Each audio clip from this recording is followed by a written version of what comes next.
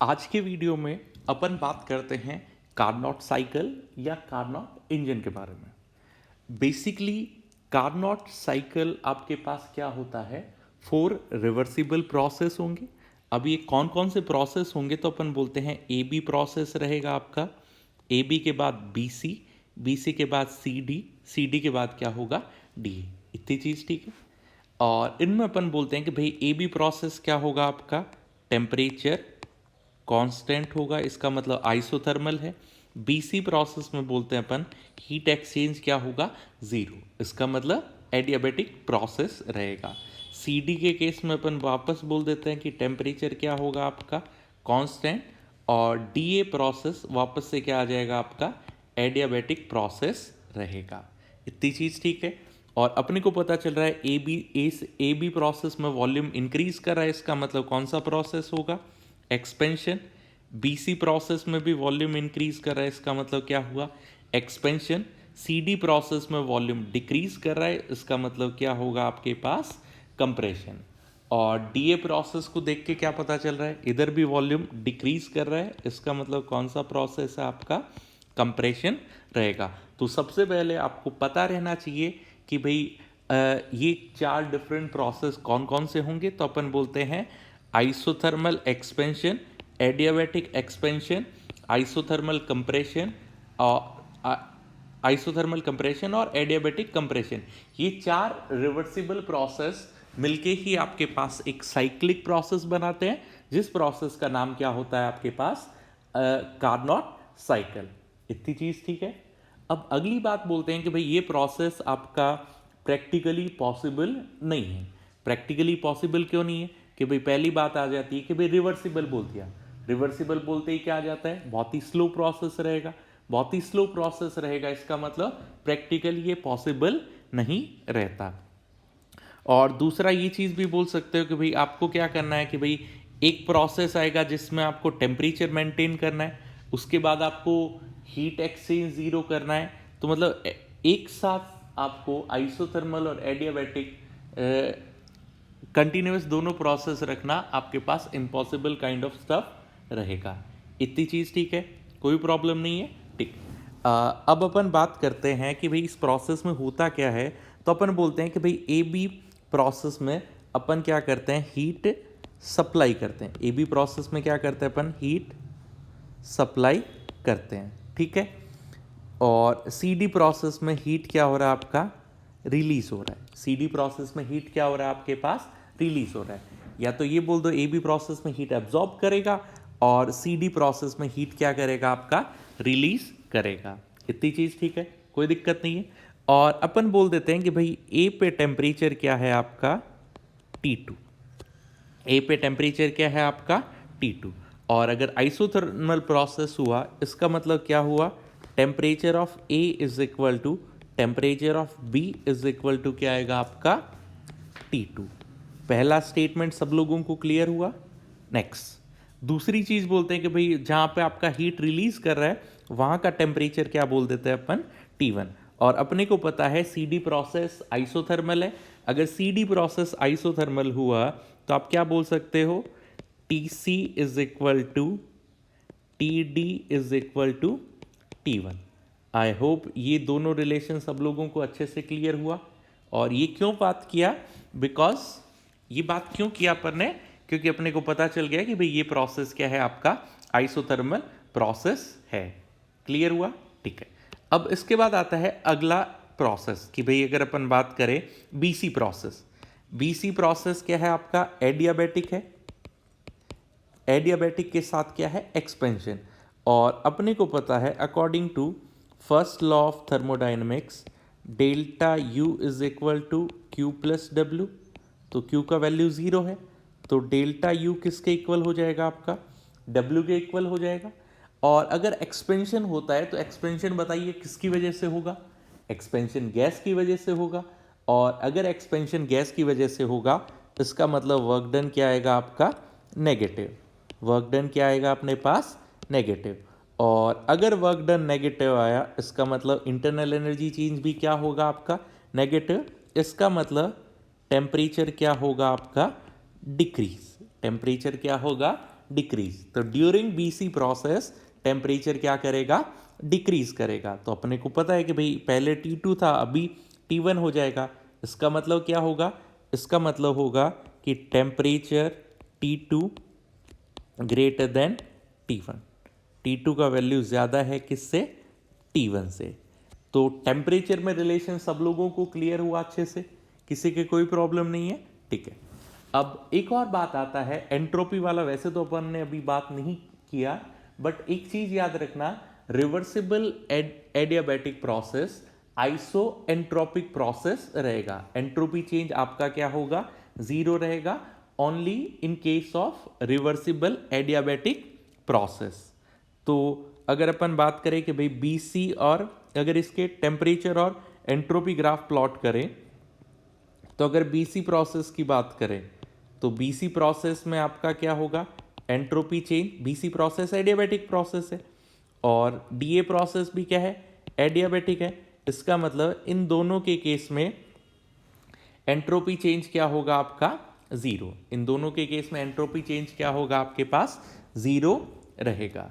आई hope ये वाला part clear हुआ। टीएस डायग्राम में BC process and AD process सब लोगों को अच्छे से क्लियर हुआ, कोई दिक्कत नहीं है, ठीक है। तो अपन ने अभी टेम्परेचर का रिलेशन देख लिया क्या कुछ होगा, ठीक है। तो अब अपन बाकी कैलकुलेशन करते हैं कि भाई कार्नोट साइकिल का एफिशिएंसी कैसे बताते हैं, वर्क डन क्या कुछ बताते हैं, ठीक है। तो सबसे पहले अपन बात करते हैं एबी प्रोसेस। अगर टेम्परेचर कांस्टेंट हुआ इसका मतलब क्या होगा, delta T is equal to zero, और डेल्टा टी जीरो हुआ इसका मतलब चेंज इन इंटरनल एनर्जी भी क्या होगा आपके पास, जीरो रहेगा। इतनी बात क्लियर हुई। और अगर आपका आइसोथर्मल प्रोसेस है तो वर्क डन क्या बोलोगे आप, W is equal to minus N R, temperature कितना था, N R T L N V2 by V1। Work done बता सकते हैं, कोई प्रॉब्लम नहीं है।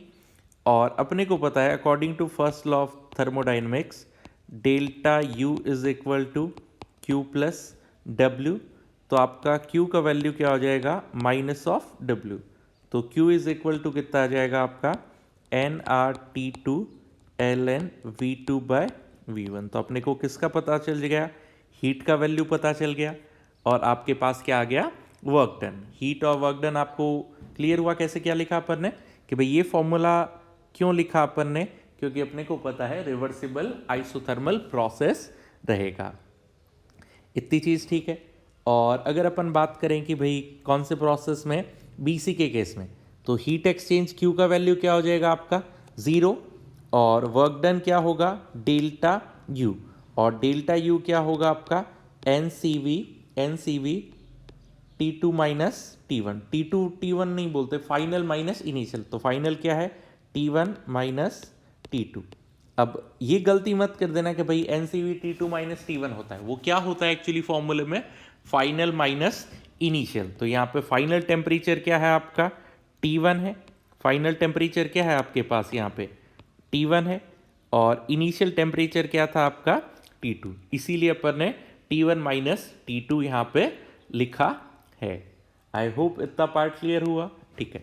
अब बात करते हैं अपन CD प्रोसेस। तो CD प्रोसेस दिखने में क्या लग रहा है आपके पास, आइसोथर्मल कंप्रेशन। आइसोथर्मल आते ही पता चल गया delta U is equal to zero है, और वर्क डन क्या होगा, W is equal to minus nRT1 ln final minus initial, V4 by क्या आ जाएगा, V3। तो आपके पास वर्क डन का वैल्यू आ गया। और फर्स्ट लॉ ऑफ थर्मोडाइनमिक्स क्या बोलता है आपके पास, फर्स्ट लॉ ऑफ थर्मोडाइनमिक्स बोलता है delta U is equal to Q plus W। तो Q इज इक्वल टू क्या आ जाएगा, माइनस W। तो Q का वैल्यू, हीट का वैल्यू क्या होगा, nRT1 ln V4 bye V3। तो अपन ने तीन प्रोसेस के लिए हीट का वैल्यू भी बता दिया, और क्या कैलकुलेट कर लिया अपन ने, वर्क डन। अब ये आपको पेपर में सिर्फ एक पर्टिकुलर प्रोसेस के लिए भी पूछ सकते हैं, या डायरेक्टली ओवरऑल के लिए भी पूछ सकते हैं। तो अपने को पूरा ये वाला डेरिवेशन वाला पार्ट आप लोगों को समझ में आना चाहिए। फिर बात करते हैं डीए प्रोसेस। डीए प्रोसेस दिखने में क्या मिल रहा है, एडियाबैटिक कंप्रेशन है। एडियाबैटिक हुआ तो क्यू का वैल्यू क्या होगा, जीरो। Q अगर 0 हुआ तो अपने को पता चल गया delta U is equal to क्या आएगा आपका W। और अगर कंप्रेशन हुआ, इसका मतलब कंप्रेशन किसकी वजह से होगा, कंप्रेशन एक्सटर्नल सोर्स की वजह से होगा, तो वर्क डन क्या होगा आपका पॉजिटिव। और वर्क डन पॉजिटिव होने का मतलब क्या हुआ, इंटरनल एनर्जी पॉजिटिव है, change in internal energy positive है, इसका मतलब क्या करेगा आपका टेम्परेचर इंक्रीज करेगा। इसीलिए अपन ने बोला था T2 का वैल्यू ज्यादा रहेगा किससे, T1 से। ठीक है, क्लियर हुआ। ठीक, अब बात करते हैं कि भाई वर्क डन का वैल्यू तो अपन ने बता दिया is equal to delta U, और ये वैल्यू क्या होगा NCV फाइनल माइनस इनिशियल। अभी फाइनल टेम्परेचर बताइए क्या है इसमें, T2, इनिशियल क्या है T1, फाइनल क्या है T2। तो अभी क्या लिखोगे NCV T2 minus T1, NCV T2 minus T1। इतनी बात क्लियर हुई, कोई दिक्कत नहीं है। अब अगली बात बोलते हैं कि भाई अगर अपन ओवरऑल पूरे साइक्लिक प्रोसेस पे बात करें तो ओवरऑल प्रोसेस पे अपन first law of thermodynamics use कर सकते हैं। और फर्स्ट लॉ ऑफ थर्मोडाइनमिक्स क्या बोलता है आपके पास, delta U is equal to Q net plus W net, कि भाई आपके पास total heat exchange, total work done is equal to change in internal energy. और आपके पास अगर साइक्लिक प्रोसेस है तो साइड में लिख लेना कि for cyclic process delta U is equal to क्या होगा आपका 0। साइक्लिक प्रोसेस के लिए डेल्टा यू का वैल्यू क्या होगा आपके पास 0 रहेगा। तो अपने पास क्या एक्सप्रेशन आया, अपने को पता चला Q net is equal to minus W net. Q net is equal to क्या आ जाएगा आपका माइनस W नेट। इतने में कोई प्रॉब्लम नहीं है, Q नेट W नेट, इतना बात क्लियर हुआ। तो सबसे पहले अपन क्या कैलकुलेट करते हैं कि भाई टोटल वर्क डन कैलकुलेट कर लेते हैं। W नेट या W टोटल लिखो, दोनों क्या रहेगा आपका एक ही बात रहेगा। तो W total is equal to क्या होगा, work done of AB plus work done of BC plus work done of CD plus work done of DA। Total work done यही तो रहेगा आपके पास। इतनी चीज क्लियर हुई, कोई प्रॉब्लम नहीं है। ठीक है, अब ये वैल्यू सब्सटीट्यूट करने से पहले, वर्क डन की वैल्यू बताने से पहले अपन एक और वॉल्यूम में रिलेशन भी डेराइव कर लेते हैं। आप डायरेक्टली याद रखना, पर फिर भी अपन एक डेरिवेशन की भी बात कर लेते हैं कि भाई वॉल्यूम में क्या रिलेशन रहेगा। तो अगर अपन बात करें 2-3 लिख दो, या अगर अपन लिख दें BC प्रोसेस, अगर अपन किसकी बात करें BC process. BC process adiabatic है आपके पास। BC प्रोसेस क्या है आपके पास, एडियाबैटिक प्रोसेस है। अगर एडियाबैटिक प्रोसेस हुआ तो आप क्या लिख सकते हो, अगर 1 मोल के लिए ठीक है, N मोल के लिए भी लिख लो, एडियाबैटिक प्रोसेस हुआ तो आप लिखोगे delta U is equal to क्या आएगा आपका W, और डेल्टा U को क्या लिख सकते हो NCV dt is equal to minus PdV। इतने में किसी के कोई प्रॉब्लम नहीं है।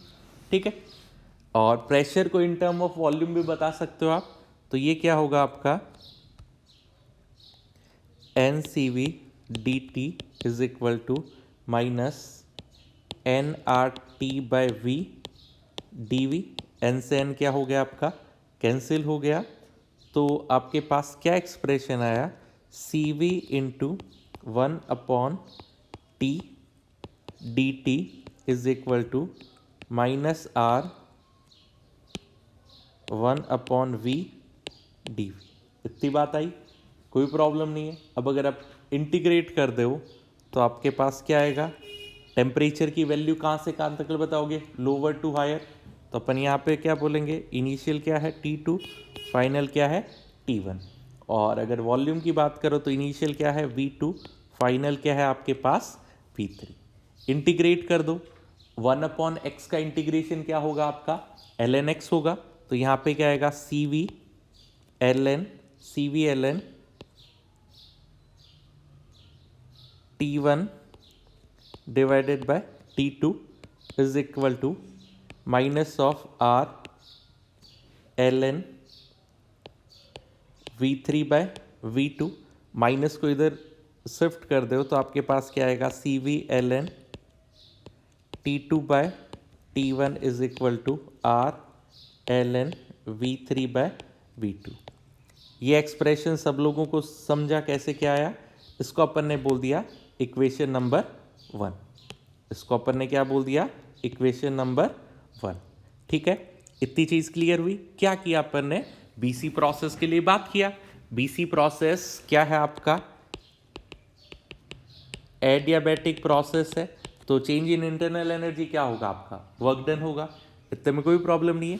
नेक्स्ट, फिर इसके बाद अगर अपन बात करें सीडी प्रोसेस, सीडी प्रोसेस भी क्या है आपका? एडियाबैटिक है।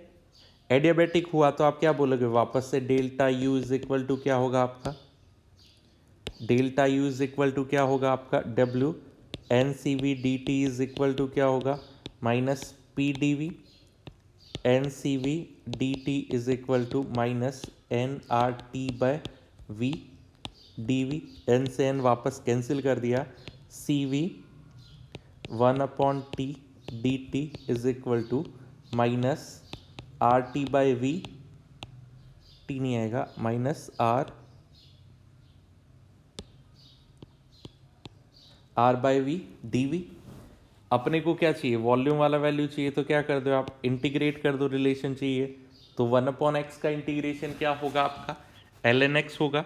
तो वैल्यू क्या आएगा? C V L N. अगर लिमिट की बात करें तो लिमिट कहाँ से कहाँ तक आप रहेगा? लोअर क्या है आपका? T1, हायर क्या है? T2। लोअर क्या है आपका? अगर लिमिट की बात करें सी डी से डी से ए तक जा रहा है, डी से ए तक जा रहा है, तो V4 और इधर क्या आएगा आपका? V1। L N T two by T one is equal to minus R L N V1 by V4 आएगा। माइनस साइन को अगर आप चेंज कर दो तो क्या आएगा? C V L N T two by T one is equal to R L N V4 by V1। ये दो रिलेशन पता चला सब लोगों को। ठीक है, डेरिवेशन इतना इंपॉर्टेंट नहीं है, आप डायरेक्टली रिलेशन भी याद रख लेना कि भाई अपने पास इससे फाइनल वॉल्यूम में क्या रिलेशन आएगा। तो अगर अपन बात करें 1 और 2 की, तो 1 और 2 को अगर अपन कंपेयर करें तो अपने को पता चला C V L N T two by T one, तो दोनों साइड क्या आ रहा है आपका? सेम आ रहा है। तो आप बाय इक्वेशन 1 एंड 2 से क्या बता सकते हो? आप बोल सकते हो R L N V3 by V2 is equal to R L N V4 by V1। इतनी बात क्लियर हुई। अब इसमें से भाई ये तो टर्म कॉमन आ रहा है, आर से आर क्या हो गया आपका? कैंसिल हुआ। तो अगर इसको सिंप्लीफाई करके लिखो तो अपन लिख सकते हैं V3 by V2 is equal to V4 by V1। तो अपने पास किस में रिलेशन आ गया? अपने पास वॉल्यूम में रिलेशन आ गया। तो अभी तक अगर रिलेशन की बात करें तो आप लोगों को याद रखना रहेगा कि एडियाबैटिक कार्नोट साइकिल क्या होगा? 4 प्रोसेस होंगे। कौन कौन से? आइसोथर्मल, ए बी क्या है आपका? आइसोथर्मल एक्सपेंशन, उसके बाद एडियाबैटिक एक्सपेंशन, उसके बाद आइसोथर्मल कंप्रेशन, उसके बाद क्या लिखा? Adiabatic compression. पहला चीज तो ये याद रखना है। दूसरा क्या याद रखना? ए और बी का टेम्परेचर सेम होगा, सी और डी का टेम्परेचर क्या होगा आपका? सेम रहेगा। इतनी चीज ठीक है। और अगली बात पता है अपने को कि भाई ये याद रखना T2 ग्रेटर देन T1। इसका मतलब B से C तक जाओगे तो आपके पास क्या होगा? Cooling. In case of adiabatic expansion अपन क्या बात करते हैं? कूलिंग कंसीडर करते हैं। इतनी चीज ठीक है। फिर उसके बाद अपने को वॉल्यूम का रिलेशन याद रखना कि भाई आपके पास V3 बाय, या और इसको सिंप्लीफाई करके V1 की टर्म में भी लिख सकते हो, पर ठीक है यही चलने दो। V3 बाय V2, या ठीक है V1 की टर्म में भी लिख लो, तो आपके पास क्या रिलेशन आएगा? V2 by V1 is equal to V3 by V4। तो आपके पास वॉल्यूम में क्या रिलेशन आया? या याद रखने के लिए याद रखना V1 into V3 is equal to V2 into V4। Odd वाले एक साइड आएंगे और इवन वाले क्या रहेंगे आपके पास? Same side. रेशियो लेना रहेगा वो आप इजीली इनको किसी भी फॉर्म में क्या कर सकते हो, इसको कन्वर्ट कर सकते हो। याद रखने का क्या रहेगा, ऑड वाला वॉल्यूम एक साइड और इवन वाला वॉल्यूम क्या होगा आपका, एक साइड रहेगा। इतनी बात क्लियर हुई सब लोगों के, कोई दिक्कत नहीं है, ठीक है। अब वापस से आते हैं अपन वर्क डन पे। अब वापस से कहाँ पे आते हैं अपन, वर्क डन पे। तो डब्ल्यू टोटल की बात करें तो डब्ल्यू टोटल क्या होगा, ए बी प्रोसेस में बताइए वर्क डन का वैल्यू क्या था आपका, minus N R T two L N V two by V one आया था। नेक्स्ट बीसी प्रोसेस में वर्क डन का वैल्यू क्या आया था आपका, N C V T one minus T two आया था। उसके बाद सी डी प्रोसेस में वर्क डन क्या आया था आपका, वर्क डन आया था आपका minus N R T one L N V four by V three. और लास्ट डी ए प्रोसेस में वर्क डन क्या आएगा, क्या आया था, N C V T two minus T one. तो इसको देखा कि भाई ये दोनों तो कैंसिल हो जाएगा, क्योंकि यहाँ पे क्या है T one minus T two और इधर क्या है आपका T two minus T one. तो अपने पास सिर्फ किसकी टर्म में आएगा, अपने पास N R T L N की टर्म में आएगा। इतनी चीज़ ठीक है, ठीक है। नेक्स्ट फिर अपने को पता है कि भाई V four by V three, इसको three by four, V three by V four V two by V one है, तो फोर थ्री क्या होगा, V one by V to.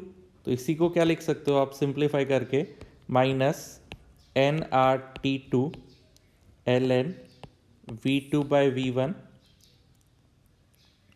Plus N R T one L N V three by V four. इतना लिख सकते हो, क्योंकि minus क्या कर दिया अपन ने, माइनस इधर भेज दिया, तो L N one upon X, L N A by B को बी बाई ए कैसे कन्वर्ट करते हो पता है ना सब लोगों को, ठीक। तो इसको और आगे अगर आप सॉल्व करते हो, इसको आगे सॉल्व करते हो तो अपने को पता है V three by V four क्या है आपका, V two by V one.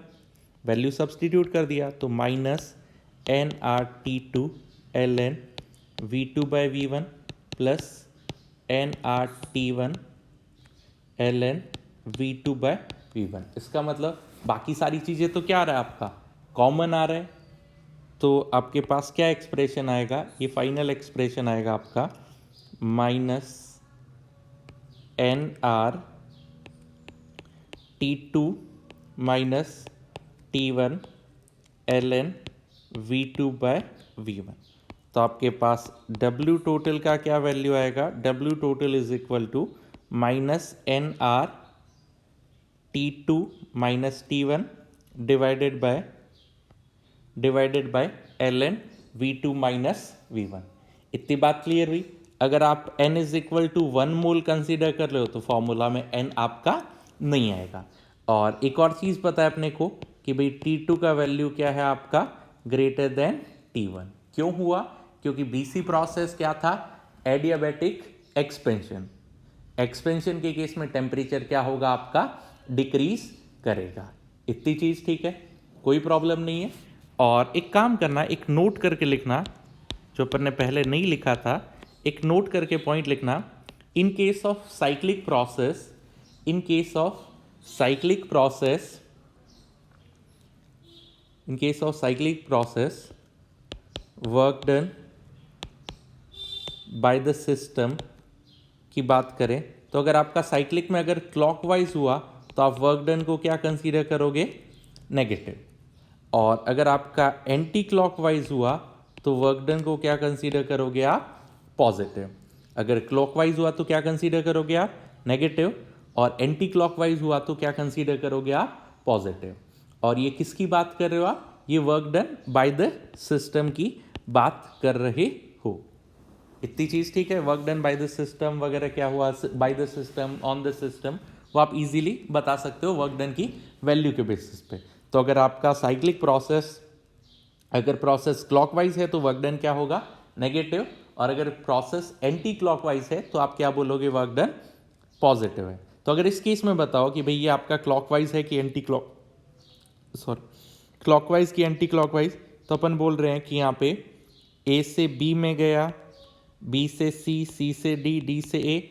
इसका मतलब क्या हुआ, कैसा रोटेशन है आपका, क्लॉकवाइज। क्लॉकवाइज हुआ तो वर्क डन क्या होगा आपका, नेगेटिव रहेगा। और वैसे भी अगर फॉर्मूले की बात करें तो भी अपने पास वर्क डन क्या आ रहा है, नेगेटिव आ रहा है। तो नोट वाला पार्ट भी क्लियर हुआ, डब्ल्यू टोटल भी क्लियर हुआ सब लोगों के। और ये फॉर्मूला आप याद कर लेना कि कार्नोट साइकिल में, कार्नोट इंजन में टोटल वर्क डन आपका क्या रहेगा, वो किसके इक्वल होगा, N R T two minus T one L N V two by V one. अगर नीट के पॉइंट ऑफ व्यू से बात करें तो आपके पास इससे न्यूमेरिकल आने का चांस नहीं रहता, डायरेक्टली फॉर्मूला पूछता है कि भाई कौन सा प्रोसेस, कार्नोट साइकिल में कौन कौन से प्रोसेस रहते हैं, टेम्परेचर वगैरह का क्या रिलेशन रहता है। ठीक है, अब इसके बाद आता है नेक्स्ट पार्ट कार्नोट साइकिल का ही, एफिशिएंसी। तो एफिशिएंसी क्या बोल रहेंगे आपके पास, output divided by input into क्या कर दिया अपन ने 100। तो अगर इंजन की बात करें कि भाई यहाँ पे वर्क डन के आउटपुट क्या होगा आपका, कि भाई जो आपको वर्क डन मिलेगा वो आपका आउटपुट होगा। इनपुट अगर इस पूरे प्रोसेस में बात करें तो अपन बोल रहे हैं कि भाई जो अपन हीट सप्लाई कर रहे हैं वो क्या होगा, आपका इनपुट होगा। तो आपका एफिशिएंसी का फॉर्मूला हो जाएगा, efficiency is equal to work done divided by क्या होगा आपका, हीट सप्लाई। तो बताइए कौन से प्रोसेस में आपने हीट सप्लाई किया है, ए बी प्रोसेस में हीट सप्लाई किया है, और उसका वैल्यू क्या है आपका, Q1 is equal to N R T two L N V two by V one, और वर्क डन अभी अपन ने कैलकुलेट किया ही था।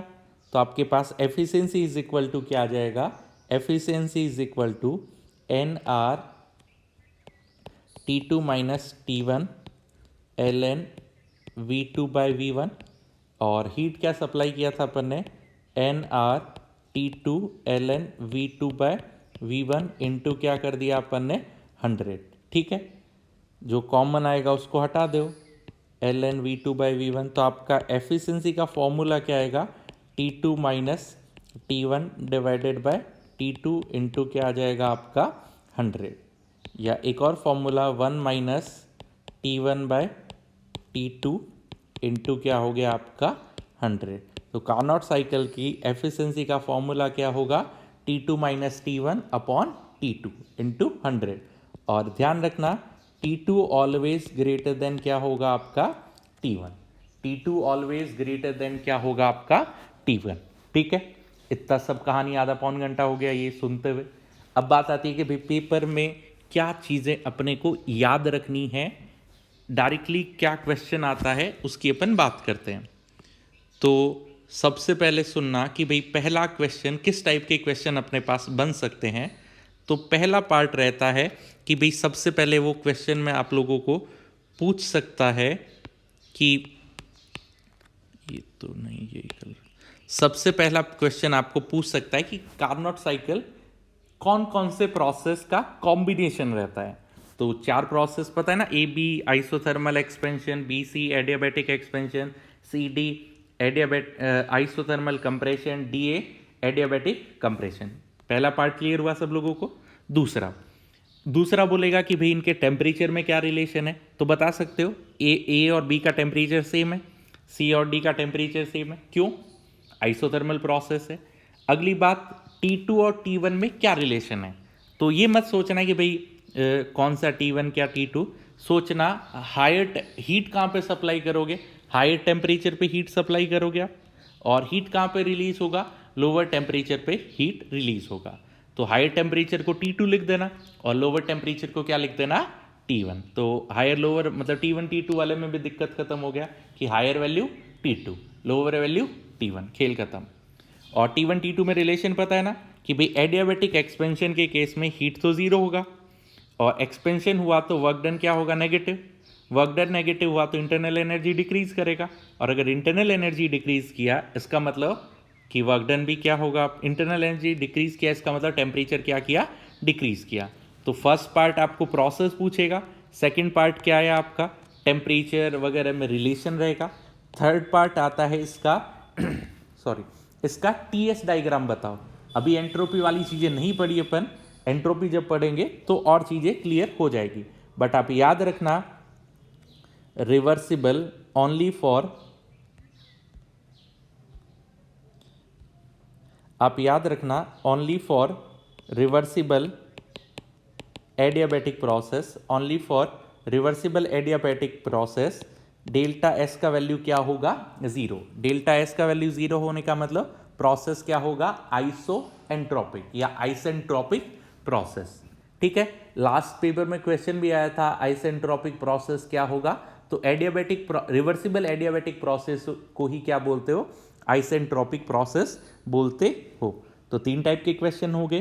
ठीक है, नेक्स्ट फोर्थ, आप रिलेशन याद रखना कि आपके पास वॉल्यूम में क्या रिलेशन रहेगा। तो उसमें हिंट वाला क्या था, ऑड वाला वॉल्यूम एक साथ, इवन वाला एक साइड। तो 1 3 वन साइड होगा और 2 और 4 क्या होगा, अपोजिट साइड। चाहे रेशियो में याद रखो, चाहे ऑड इवन ऐसे याद रखो, तो भी क्या होगा आपका एक ही बात रहेगा। इतनी चीज ठीक है, तो 4 चीजें होगी। फिफ्थ पार्ट आता है इसका एफिशिएंसी का फॉर्मूला। तो एफिशिएंसी क्या होगा आपका, efficiency is equal to T2 minus T1 upon T2, और वो तो अपने को भी पता है T2 ग्रेटर देन क्या है आपका T1। सॉरी, एक और चीज आएगा, सिक्स्थ पार्ट आएगा आपका कि भी टोटल वर्क डन का फॉर्मूला क्या होगा। तो टोटल वर्क डन का फॉर्मूला क्या होगा, NR T2 minus T1 ln V2 by V1, कि भाई ln V2 बाय V1, और वर्क डन क्या है आपका नेगेटिव। और वो पार्ट भी याद रखेगा ना कि भाई अगर साइक्लिक प्रोसेस है, किसके लिए, ओनली फॉर साइक्लिक प्रोसेस, अगर क्लॉकवाइज रोटेशन है तो वर्क डन नेगेटिव आएगा, एंटी क्लॉकवाइज रोटेशन है तो वर्क डन क्या आएगा आपका पॉजिटिव। जो आप लोगों ने सॉल्व किया था ना एरिया अंडर कर्व, आपका area under PV curve volume work done होगा, तो वहां पर दिक्कत आ जाती थी कि भाई इसका साइन क्या कंसीडर करें। तो क्लॉकवाइज रोटेशन हुआ तो वर्क डन नेगेटिव आएगा, एंटी क्लॉकवाइज हुआ तो वर्क डन क्या आएगा आपका पॉजिटिव आएगा। इतनी चीज ठीक है, ठीक। तो अभी अपन कार्नोट साइकिल से रिलेटेड 1-2 और चीजें भी डिस्कस कर लेते हैं। तो मान लीजिए आपको क्या चाहिए, आपको चाहिए कि भाई 100% एफिशिएंसी, कि भाई हम कोई भी काम करें अपने को 100% आउटपुट मांगता है, कि 100% अगर अपने को आउटपुट चाहिए तो 100% आउटपुट का मतलब क्या हुआ, एफिशिएंसी कितना आना चाहिए, 1 बोल दो या 100% बोल दो, दोनों का मतलब क्या होगा आपका सेम। तो अगर एफिशिएंसी आपको 100% चाहिए तो इसके लिए कंडीशन क्या है कि भाई ये फॉर्मूला जो भी अपन लिख रहे हैं उसमें वैल्यू अपने पास n इज इक्वल टू क्या आना चाहिए, 100 आना चाहिए। n 100 कब आएगा कि जब आपका T1 का वैल्यू क्या हो, 0। 100% एफिशिएंसी के लिए क्या कंडीशन आ गई आपके पास, T1 का वैल्यू क्या होना चाहिए आपके पास, 0 होना चाहिए। तो बताइए ये कभी भी पॉसिबल है क्या, किसी आप T is equal to 0 kelvin कभी भी अचीव कर सकते हो क्या, नहीं। तो आप क्या बोलोगे, इम्पॉसिबल काइंड ऑफ स्टफ रहेगा। तो एक तो ये केस आ गया। दूसरा केस क्या पॉसिबल था, अगर आप क्या कर दो T2 का वैल्यू इनफाइनाइट कर दो, T2 इज इक्वल टू क्या कर दो, इनफाइनाइट कर दो। इनफाइनाइट तो नहीं रहेगा, टेंड्स टू इनफाइनाइट कर दो तो भी पॉसिबल है, एफिशिएंसी कितना हो जाए आपका 1 हो जाए। और बताइए कभी भी टेम्परेचर इनफाइनाइट पॉसिबल है क्या आपके पास, टेम्परेचर इनफाइनाइट पॉसिबल नहीं है। इसका मतलब कभी भी कार्नोट साइकिल का एफिशिएंसी 1 हो सकता है क्या, नहीं। इसका मतलब आप बोल सकते हो कि कभी भी अपन ऐसा कोई भी कार्नोट साइकिल नहीं फॉर्म कर सकते या नहीं बना सकते जिसका एफिशिएंसी क्या हो जाए आपके पास 1। इतनी चीज ठीक है, ये वाला पार्ट क्लियर हुआ। इसका मतलब तभी अपन ने स्टार्टिंग में याद करो, अपन ने एक स्टेटमेंट बोला था 100% वर्क को 100% वर्क और हीट में कन्वर्जन की बात की, 100% वर्क और हीट में कन्वर्जन की बात की थी। तो अपन ने बोला था वर्क को 100% आप क्या कर सकते हो, हीट में कन्वर्ट कर सकते हो, बट हीट को 100% कभी भी वर्क में कन्वर्ट नहीं कर सकते। तो इसका रीजन क्या आ गया, कार्नोट साइकिल, कि भाई जो बोलते कि भाई हाईएस्ट एफिशिएंसी जब भी आपको चाहिएगा तो वो बेस्ट एग्जांपल रहता है आपका कार्नोट साइकिल। बट कभी भी कार्नोट साइकिल का भी एफिशिएंसी 1 पॉसिबल है क्या, 2 केस पॉसिबल, या तो आपका एक का टेम्परेचर 0 कर दो या दूसरे का क्या कर दो इनफाइनाइट, दोनों केस ही पॉसिबल नहीं है। इसका मतलब 100% एफिशिएंसी का कार्नोट साइकिल फॉर्म करना इम्पॉसिबल है। तो इसीलिए बोलते हैं अपन हीट को 100% कभी भी वर्क डन में कन्वर्ट नहीं कर सकते। ठीक है। अब बात आती है कि इसमें किस टाइप के क्वेश्चन आते हैं। इसमें आपको सिंपल सा क्वेश्चन आएगा, वो बोलेगा कि हॉट रिजर्वायर का टेम्परेचर दे देगा आपको, कितना दे दिया 400 केल्विन, और कोल्ड वाले का टेम्परेचर दे दिया 300 केल्विन।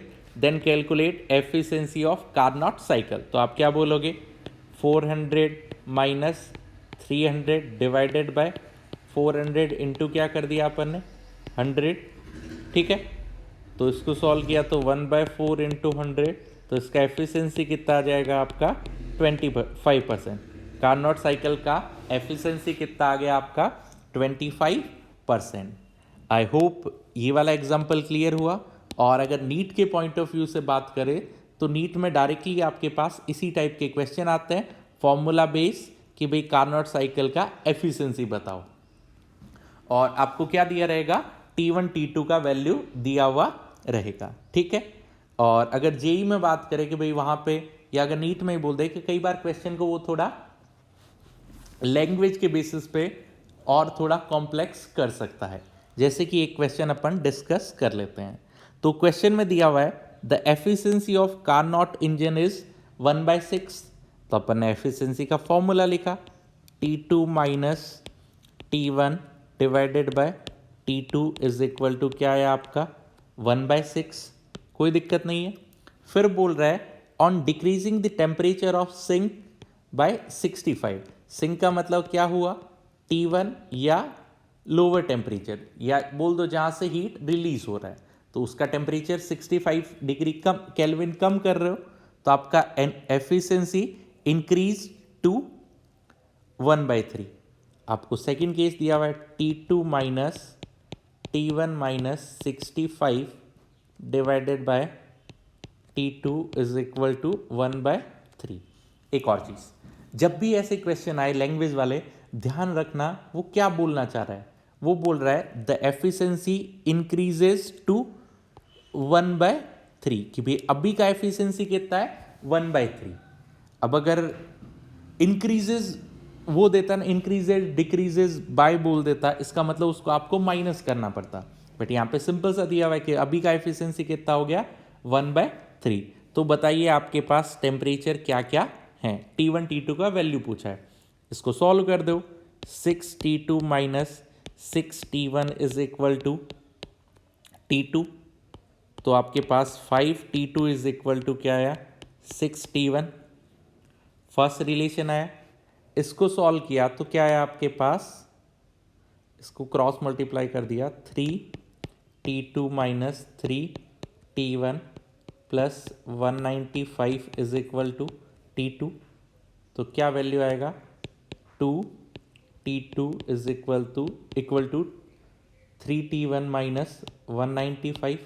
कितनी इक्वेशन आई, दो इक्वेशन, दोनों को सॉल्व कर लो तो किसका वैल्यू पता चल जाएगा T1 T2। तो अपन T1 का वैल्यू इसमें सब्सटीट्यूट कर देते हैं, तो आपके पास क्या आया 2T2 इज इक्वल टू, अपने को चाहिए 3, यहाँ पे 6 का वैल्यू 5 है, तो 3 का क्या होगा 5/2 T2 माइनस 195। 2.5 माइनस 2 तो कितना आएगा, हाफ बचेगा। तो आपके पास क्या आएगा 195 is equal to 1/2 T2। Solve किया तो T2 is equal to 2 into 195, तो T2 का वैल्यू कितना आएगा आपका 390। T2 का वैल्यू कितना है आपका 390 केल्विन। T2 का वैल्यू कितना है 390 केल्विन। अब T1 का वैल्यू क्या होगा, आपको पता है फॉर्मूला, इसमें कितने अननोन है, सिर्फ एक अननोन है। सॉल्व करोगे तो आपके पास किसका वैल्यू आ जाएगा, T1 का वैल्यू आ जाएगा। आई होप कार्नोट साइकिल सब लोगों को क्लियर हुआ अच्छे से। अगर डेरिवेशन वाले पार्ट में दिक्कत आ रहा है, एक दो बार आप अपने आप से, एक या दो बार अपने आप से सॉल्व कीजिए, और इस पूरी चीज नोट्स बनाने के बाद एक काम करना, जितने भी फॉर्मूला हुए कि भाई जो बोला था मैंने कि भाई पेपर में किस टाइप के क्वेश्चन आते हैं, वो चारों चीजें या वो जो 5 चीजें हैं एक साथ लिखना, और वही फॉर्मूलेज आप लोग याद रखना, क्योंकि पेपर में अपने पास डायरेक्टली इससे क्वेश्चन आता है। थ्योरी वाला पार्ट अगर पूछे तो वो जेई के पॉइंट ऑफ व्यू से इंपॉर्टेंट वैसे है कि भाई कॉम्प्रिहेंशन टाइप आए, तो अपने को सारा कैलकुलेशन करना रहेगा। और अगर नीट के पॉइंट ऑफ व्यू से बात करें तो डायरेक्टली सिर्फ आपको फॉर्मूला पता रहना चाहिए और कार्नोट इंजन का बेसिक आइडिया होना चाहिए कि एक्चुअली में कार्नोट इंजन आपका क्या रहेगा। ठीक है, क्लियर हुआ अच्छे से? ओके।